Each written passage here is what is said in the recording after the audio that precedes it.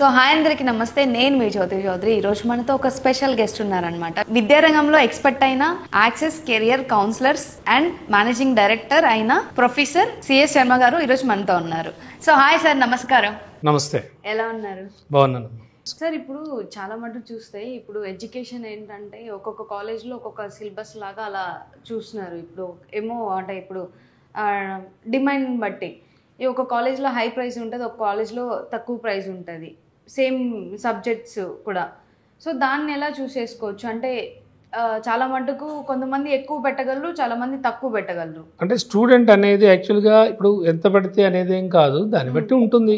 So ఎక్కువ price పెట్టారు అంటే కాలేజీలో లొకేషన్ డెఫినెట్గా అడ్వాంటేజ్. ఇప్పుడు హైదరాబాద్లో ఒక రకమైన కాస్ట్ ఆఫ్ లివింగ్ ఉంటుంది, హైదరాబాద్లో కూడా ఉన్న ఏరియాని బట్టి ఉంటుంది. ఎక్కడ అవుట్స్కట్స్లో అయితే తక్కువ ఉంటుంది కాస్ట్ ఆఫ్ లివింగ్, లేదా అవుట్ ఆఫ్ ది సిటీ ఉండాలంటే అది వేరుగా ఉంటుంది. సో ఇది కూడా అంతే జనరల్గా. ఈవెన్ అబ్రాడ్లో కూడా అంతే. అబ్రాడ్కి వెళ్ళినా మనం కాలిఫోర్నియాలోను లేకపోతే న్యూయార్క్లోను లేకపోతే ఇలాంటి చోట మనం చదవాలి అంటే కొద్దిగా కాస్ట్ ఆఫ్ లివింగ్ ఎక్కువ ఉంటుంది. యూనివర్సిటీ ఫీజెస్ కూడా కొద్దిగా ఎక్కువ ఉంటాయి. లేదు కొద్దిగా మనం ఇంటీరియర్కి వెళ్తే కనుక, సో అంత సిటీస్ కాకుండా ఏదో మీడియం లెవెల్ సిటీస్కి వెళ్తే డెఫినెట్గా అక్కడ ఫీజు తక్కువ ఉంటుంది. ఇక్కడ కూడా అంతే. ఇప్పుడు హైదరాబాద్లో కంపారిటివ్లీ కొద్ది తక్కువ ఉంటుంది. అంటే హైదరాబాద్లో ఎంత వచ్చినా ఆ ఏరియాని బట్టి వాడు సర్వే అవుతాడు.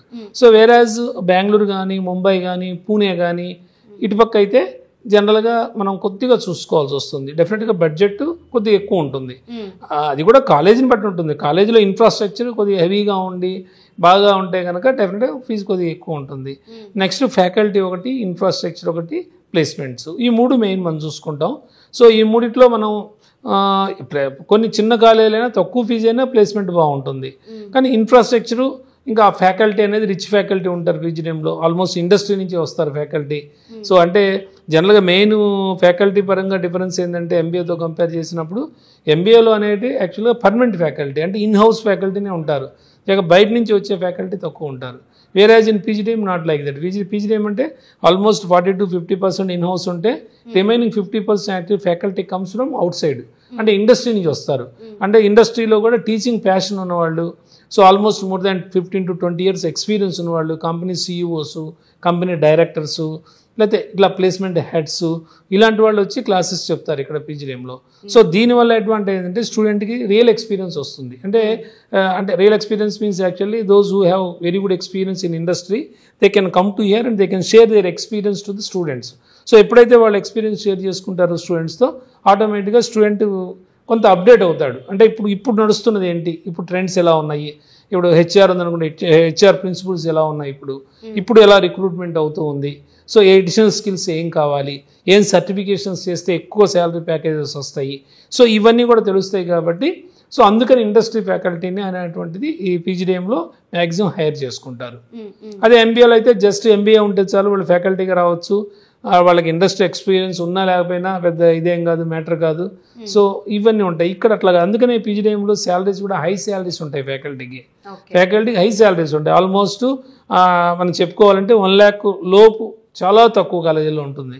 ఆల్మోస్ట్ ఏ పీజీడీఎం కాలేజీలో చూసుకున్నా మోర్ దాన్ 1 lakh ఉంటుంది. అదే ఎంబీఏలో తీసుకుంటే ఇంకా చాలా తక్కువ ఉంటుంది. ఆల్మోస్ట్ 4 to 5, 6 lakhs ఇంకా ఎక్కువ తీసుకునే, అంటే పర్ మంతే అంత శాలరీ వచ్చే ఫ్యాకల్టీకి అంత శాలరీ వచ్చే కాలేజెస్ ఉన్నాయి. సో ఇవన్నీ మనం క్రైటీరియా చూసుకొని అప్పుడు మనం తీసుకోవాలి కాలేజ్ అనేటువంటిది. మెయిన్ ఇంపార్టెంట్ కూడా అక్కడ మెయిన్ అది ఫ్యాకల్టీ. సార్ ఇప్పుడు ఎంబీఏ కి పీజీడీఎం కి సబ్జెక్ట్స్ సిలబస్ కొంచెం పెద్ద డిఫరెన్షియేషన్ ఏమి ఉండదు అని అంటారు. సో అది ఎంతవరకు నిజము, అసలు ఎంతవరకు అబద్ధం? కరెక్టే. అది ఏంటంటే ఎంతవరకు అంటే పీజీడీఎం అనేది ఎంబీఏ అనేది there is no much difference at all. Syllabus wise సిలబస్లు రెండు ఒకటే, ఏదైనా ఒకటే. ఈవెన్ పీజీడీఎం చేసినా బయటకు వచ్చిన తర్వాత ఎంబీఏ అని చెప్తారు. సో అది ఈక్వలెన్స్ కాబట్టి సిలబస్ పరంగా ఒకటే. అంటే ఎట్లా అంటే ప్రాక్టికల్ పరంగా ప్రాక్టికల్లీ ఓరియంటెడ్ కోర్స్ ఇది పీజీడీఎం అనేది. సిలబస్ పరంగా మనం ఏవైతే చదువుతామో సేమ్ పీజీడీఎంలో కూడా అవే ఉంటాయి. ఎంబీఏలో ఏదైతే థియరీ పరంగా ఉంటుందో principles of management, personal management, లేకపోతే లేబర్ లాసు, ఇవన్నీ యాజ్ QTOT, OR ఒకటి ఇవన్నీ ఉంటాయి అందులో కూడా. కాకపోతే కొన్ని యూనివర్సిటీస్లోనేమో ఎంబీఏలో ఫస్ట్ సెమిస్టర్లో సబ్జెక్ట్స్ ఉంటాయి, ఇక్కడ కొన్ని సెకండ్ సెమిస్టర్లో ఉంటాయి. ఏదైనా అల్టిమేట్గా 2 years అయిన తర్వాత అవే సబ్జెక్ట్స్ ఇందులో కూడా ఉంటాయి. కాకపోతే ఇక్కడ ఏంటంటే మొత్తం కేస్ స్టడీస్ ఉంటాయి ఎక్కువ పీజీడీఎంలో. ఎంబీఏలో ఏంటంటే కేస్ స్టడీస్ తక్కువ ఉంటాయి, ఇక్కడంతా case study oriented. So case study oriented అంటే వాడికి ప్రాక్టికల్గా రియల్గా ఎక్స్పీరియన్స్తో వాడు చూస్తాడు కాబట్టి సో రియల్గా రేపు వాడు ఏ ఇష్యూ వచ్చినా సరే ఏ రకంగా సాల్వ్ చేయాలనేది వాడికి అర్థమవుతుంది. సో అందుకని వాడు ఈజీగా అక్కడ సస్టైన్ అవుతాడు. అందుకని పీజీడీఎం చదివిన వాళ్ళకి ప్లేస్మెంట్స్ అనేవి ఎక్కువగా వస్తూ ఉంటాయి. అది సిలబస్ పరంగా అయితే there is no much difference at all.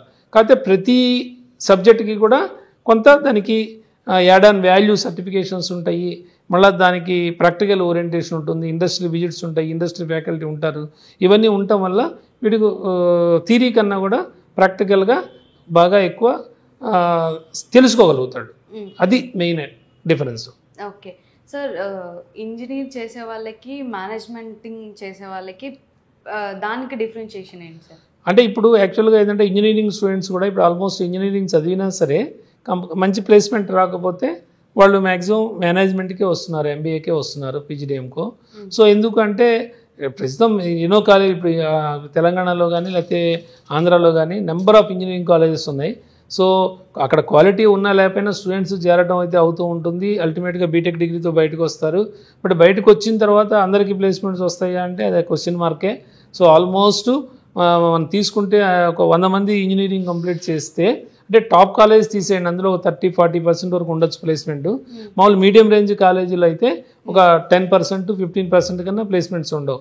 That ఇప్పుడు లాస్ట్ 3-4 ఇయర్స్ నుంచి ఇంకా సాఫ్ట్వేర్ కొద్దిగా డౌన్లో ఉంది కాబట్టి డెఫినెట్గా ప్లేస్మెంట్స్ అనేవి చాలా తగ్గిపోయినాయి. సో మేనేజ్మెంట్లో ఇప్పుడు ఆల్మోస్ట్ బీటెక్ చదివిన స్టూడెంట్స్ కూడా కంప్యూటర్ సైన్స్ చదివినా లేకపోతే ఇంకోటి చదివినా వీళ్ళు ఇటు మేనేజ్మెంట్లో వచ్చేస్తున్నారు. అంటే మేనేజ్మెంట్ అనేది యాక్చువల్గా it is a diversified degree. ఇక్కడ ఏంటంటే మీకు వాడు ఇర్రెస్పెక్టివ్ ఆఫ్ ది డిగ్రీ అంటే irrespective of the subject they can come to MBA are PGDM. ఎందుకంటే ఇప్పుడు ఇంజనీరింగ్ చదివినా సరే ఇప్పుడు మేనేజ్మెంట్కి వచ్చేవాళ్ళు ఇంజనీరింగ్ స్టూడెంట్ వస్తాడు, బీఎస్సీ వాడు వస్తాడు, బీకామ్ వాడు వస్తాడు, బీబీఏ వాడు వస్తాడు, ఈవెన్ ఎంబీబీఎస్ చదివిన వాడు కూడా వస్తారు దీనిలోకి. ఎందుకంటే మనకి వాడు తీసుకునే డిసిప్లైన్ బట్టి అంటే తీసుకునే స్పెషలైజేషన్ బట్టి ఉంటుంది. సో పీజీడీఎంలో మనకి ఏంటంటే నెంబర్ ఆఫ్ డిసిప్లైన్స్ ఉన్నాయి, అంటే మోర్ దెన్ 40 డిసిప్లైన్స్ ఉన్నాయి. వేరేజ్ ఎంబీఏలో అయితే చాలా తక్కువ డిసిప్లైన్సే ఉంటాయి, అంటే హెచ్ఆర్, మార్కెటింగ్, ఫైనాన్స్, లేకపోతే బిజినెస్ అనలిటిక్స్, లేకపోతే హెల్త్ కేర్, ఏదో జస్ట్ ఒక 5 to 6.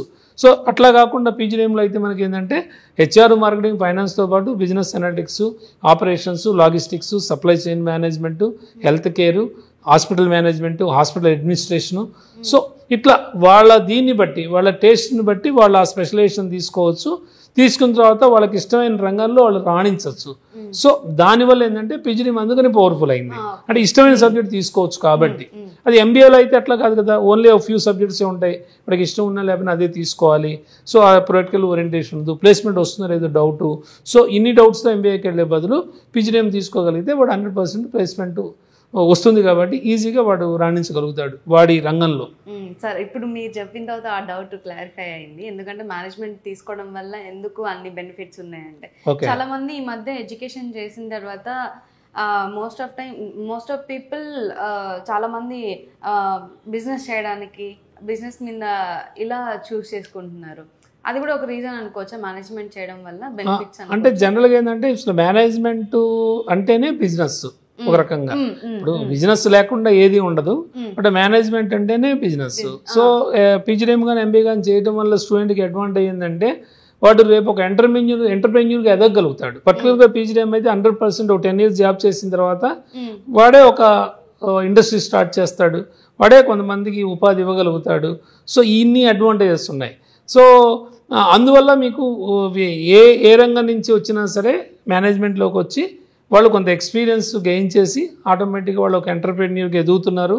సో ఎదిగిన తర్వాత సొసైటీ కూడా కొంత అడ్వాంటేజ్ ఏంటంటే ఎంప్లాయ్మెంట్ అనేది కొంత ఇస్తున్నారు కాబట్టి సో డెఫినెట్గా మేనేజ్మెంట్ అనేది పవర్ఫుల్ డిగ్రీ.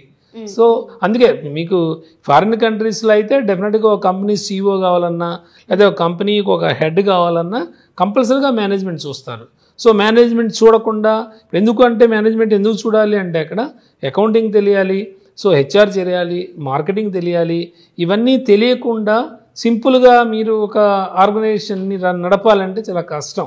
ఎందుకంటే మీకు అసలు క్రెడిట్ అంటే తెలియదు, డెబిట్ అంటే తెలియదు, ట్రయల్ బ్యాలెన్స్ ఇవన్నీ తెలియకుండా how you can actually run the business? 100% it is not possible. That is the reason only almost top కంపెనీస్లో కంపల్సరీగా మేనేజ్మెంట్ డిగ్రీ ఉంటేనే వాళ్ళని మేనేజ్మెంట్ దీనిలో ప్రమోషన్స్ ఇవ్వాలన్న ఏదైనా సరే చూసి చేస్తారు.